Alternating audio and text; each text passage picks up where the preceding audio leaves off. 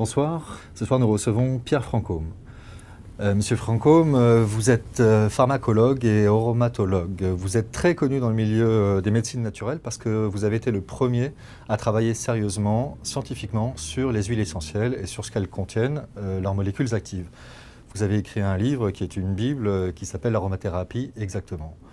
Je crois, si mes souvenirs sont bons, que vous avez commencé à travailler sur l'aromathérapie en 1975. Exact, oui. Ça, effectivement, je m'intéresse à l'aromathérapie depuis extrêmement longtemps. Alors, bien sûr, cette thérapeutique, je dirais, je ne l'ai pas maîtrisée d'emblée. J'ai commencé par un cursus médical classique. J'ai bifurqué vers la médecine naturelle. Et c'est là où j'ai découvert, ou plutôt redécouvert, l'intérêt des huiles essentielles. Effectivement, j'ai eu la chance d'avoir des parents herboristes. Donc je suis né dans l'herboristie familiale, dans les ballots de plantes, voilà. Et effectivement, donc ces huiles essentielles m'ont paru, je dirais, intéressantes au niveau thérapeutique. Et à l'époque, c'était totalement, on peut dire, inconnu. Donc j'étais un peu le pionnier à l'époque.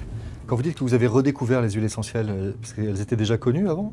Alors, les huiles essentielles étaient bien sûr connues. Elles sont connues depuis très très longtemps, en particulier depuis Avicenne, un médecin iranien à l'époque, qui est le premier père de l'aromathérapie. Le second était René Maurice Gattefossé, un Français.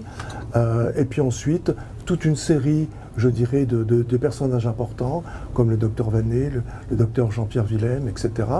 Voilà. Et donc, je m'y suis intéressé extrêmement fortement, dans la mesure où j'ai même fait ma thèse sur, à l'époque, les huiles essentielles.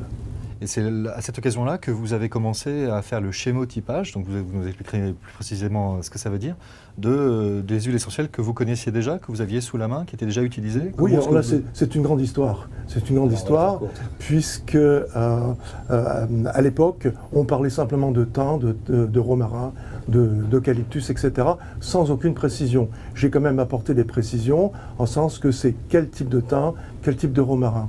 Et un jour, j'ai pu, je dirais donc, découvrir finalement cette diversité en parlant du thym, par exemple, où en fonction du lieu où il pousse, ils ne synthétisent pas les mêmes composants. Alors c'est une étude qui avait été faite par des pharmaciens de Montpellier, que j'ai reprise et que j'ai quasiment imposée au monde médical et pharmaceutique.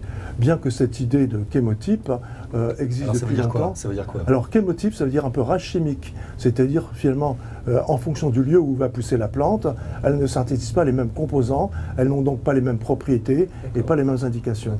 Et cette idée est née en Inde en réalité, en 1907, et à la même époque par Charabot à Grasse. L'idée selon laquelle, en fonction du lieu où pousse la plante, elle aura une activité thérapeutique différente. Bien sûr, tout à fait.